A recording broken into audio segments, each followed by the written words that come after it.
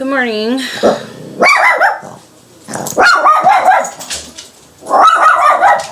Literally every time I've started a video for the last 20 minutes, these two dogs have popped off. Hey, shut up!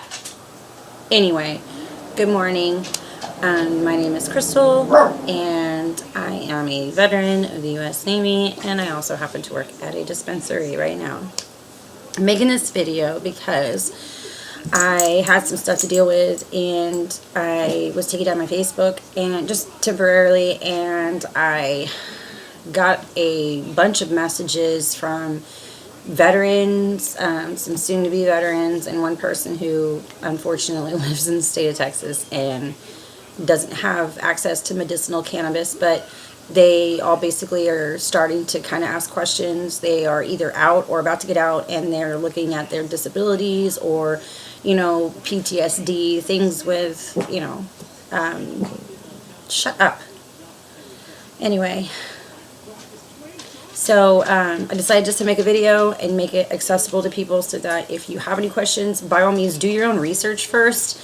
I know that everybody says, like, oh, I heard it on a video on YouTube.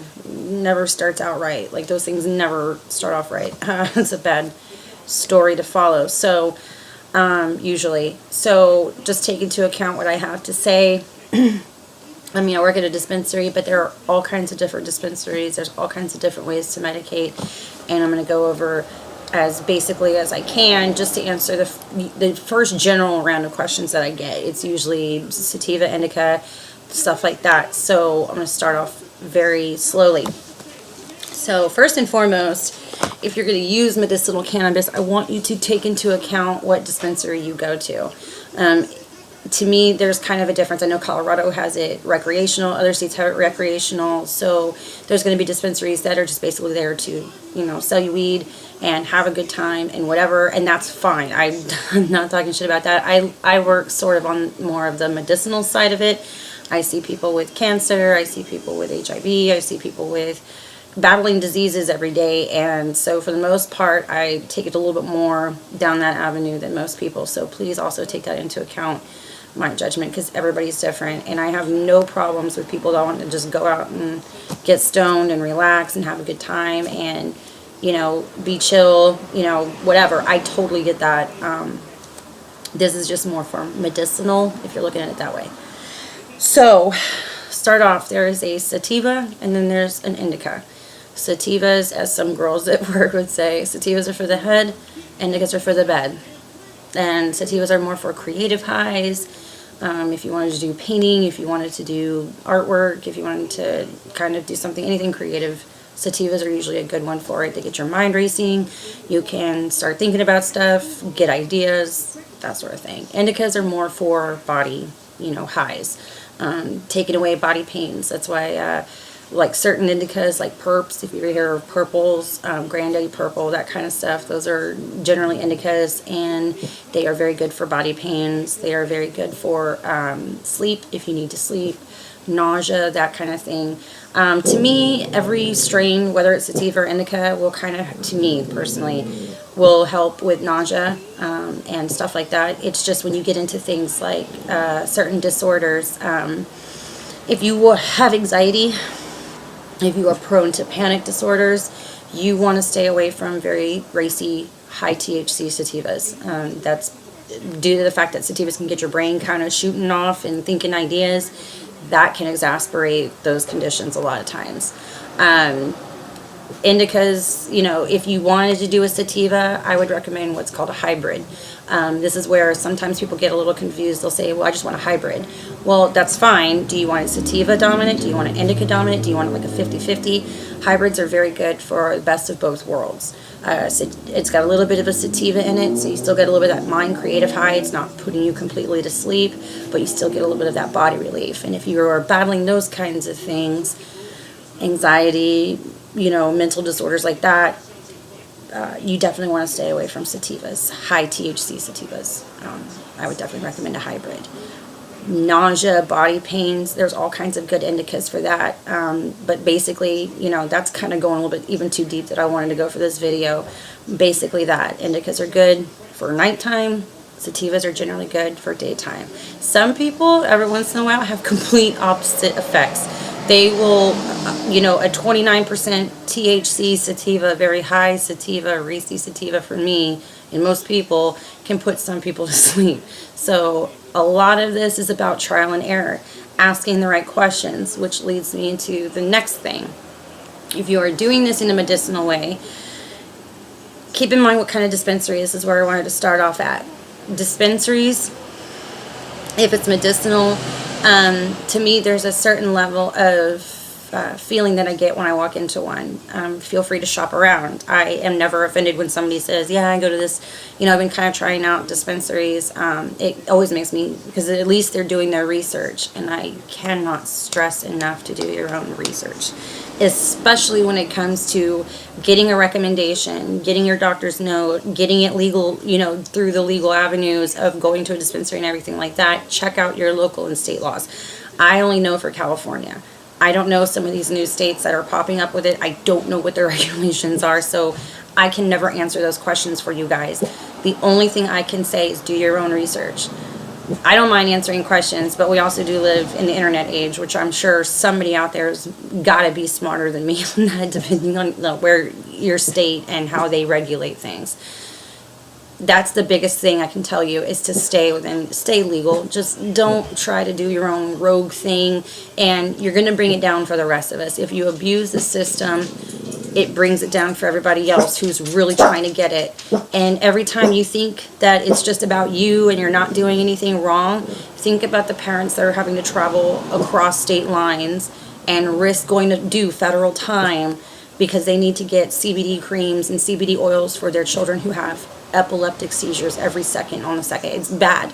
And so without it being taken seriously by the general public, and I really expect a lot out of my friends on this, in a medicinal value, mind you, you prevent people like that from being taken seriously when they need to get help from their children. This is the only thing they know. Because there are people like that. I've seen them. I've met them. I can name them. So please, just if you're going to do it the right way.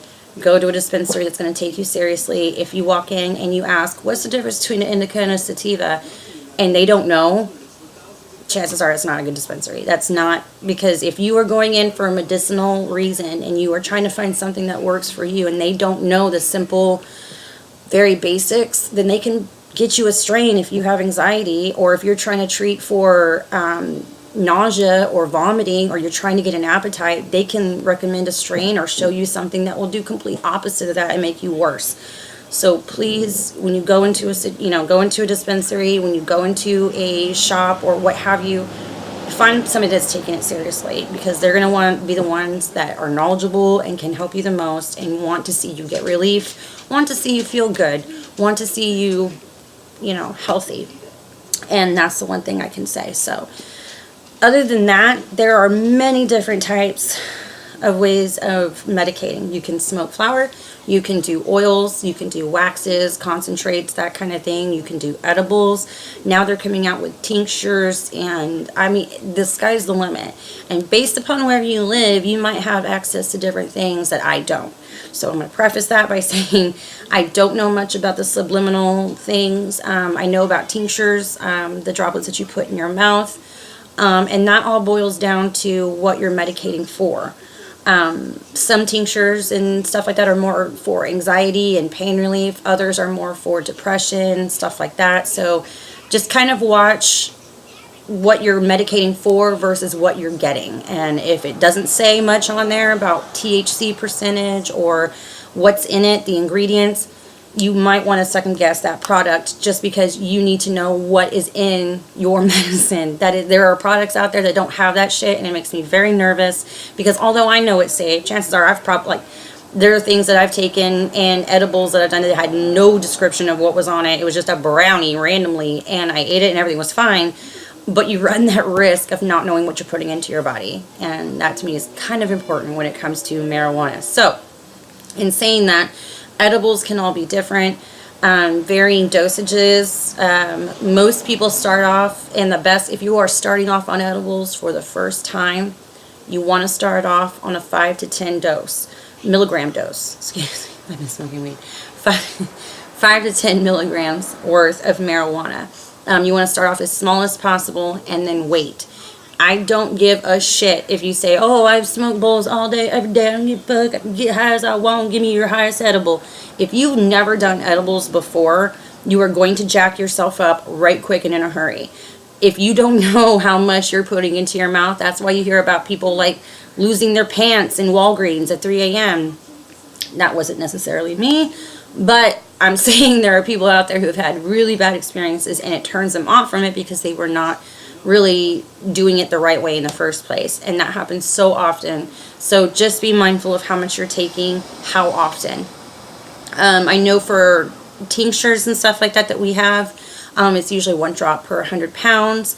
Just keep in mind that 1 rip off a bowl is anywhere between 5 and 15. They say the average is like 10 milligrams worth of THC.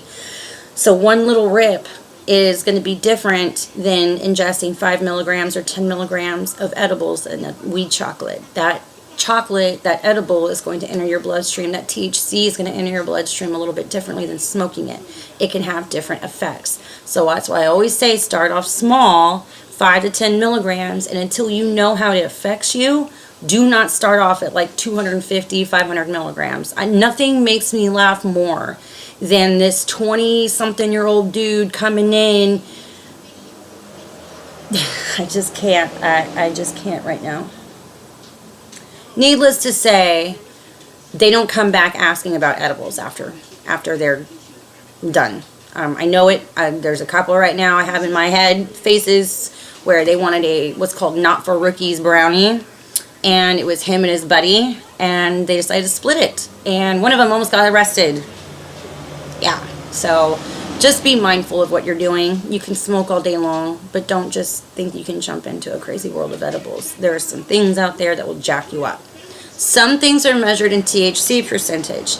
Keep that in mind. Some things are measured in THC milligrams, content, stuff like that. So just watch what edibles you're doing. Can't stress that enough. Oils and tinctures and stuff like that, I will answer more specifically because there's so many different things, but that's the greatest part. You can go and do your own research depending on the product. Look into it. Make sure what you're taking is right for you. There are more options growing every day. The field grows more and more. New science comes out all the time. Hi, puppy. There's a puppy that wants to join me. Come here. Come here. Anyway, you're such a baby. Okay, I love you. Okay. Anyway, take a look at what the fuck. You got me messed up now. I love you. One of the biggest things I wanted to go over was the difference between THC and CBD. Are you good?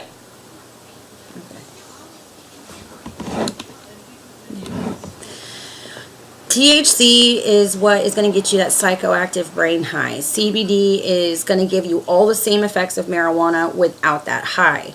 That means THC can handle nausea, pain, vomiting. It can handle depression, anxiety, all those things, and kind of do the medicinal value with getting you stoned at the same time, or feeling some kind of psychoactive effect, that stoned feeling. CBD is everything that's good about marijuana without that stoned feeling. So if you want the medicinal value of it, say you have to be alert and awake every day and be able to function, and you know how sensitive you are to THC, CBD, cannabinoids, the CBD in the THC plant might be an option for you. That can come in oil fashion, it can come in edible fashion, it can come in flower fashion. So if you want that effect of the marijuana without getting stoned, look into CBDs and ask your bartender, your local pharmaceutical technician of cannabis.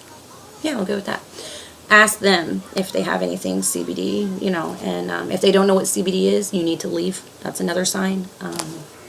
That's kind of dangerous to me. I don't understand that. So, and I always like to end videos on a happy note and just preface living with fibromyalgia means that I'm pretty much in pain at some level all the time. I've accepted this. It's a little shitty friend, and this is a dog bone. Why do I have this?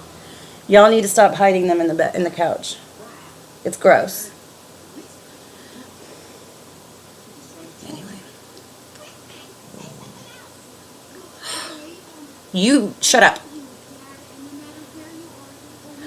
Dogs. Anyway, I preface every story now just by saying that I was under the influence of some pill or marijuana. I'm just in pain, and in order for me to function without killing people, I need to be chill. That's the way it is. It's not as fun as you would think. My mornings are pretty much the roughest out of my day, so that really sucks. But normally by the time I get going and I get my gears going and I get moving and warm, things start happening for me. It's good. And yesterday I got off of work and I went to a animal boutique. I live in Folsom, California, which means that I live in a very pretentious white people town. It's silly how fancy shit can be here, and it's stupid is what it is. It's really, really stupid. So it was a pet shop called a pet boutique, and I went into this pet boutique, and I was kind of making fun of my head of all the overpriced dog treats and stuff like that. But I've been trying to feed my dogs healthier treats and stuff like that. So I got these grain-free dog treats, and I go up to the counter, and while I'm waiting to pay, there are these things called bully sticks. And if you don't know what a bully stick is, it's a cow dick. It's a pizzle, from what I understand, a pizzle of a cow. So I go to grab these two. I'm Googling it, and I'm like, that's gross, but I'm still going to get these chew sticks for my dogs, whatever. And since I live in this fancy, pretentious town, when I go to pay for all this shit, she tries to wrap in tissue in this fancy dog bag all of these goddamn cow dicks. And I had to say out loud to her, please don't wrap up the cow dicks in tissue paper. Please don't wrap up my dicks. And I could not stop laughing. And maybe you had to be there, but I think that was a moment she's not going to forget for a while. So, yeah, it's on the corner of Folsom and Auburn. Right there, Oak Avenue Parkway. It's nice. It's good. All right, guys. Have a good day. And as always, call me if you have any questions. And have a good rest of your week.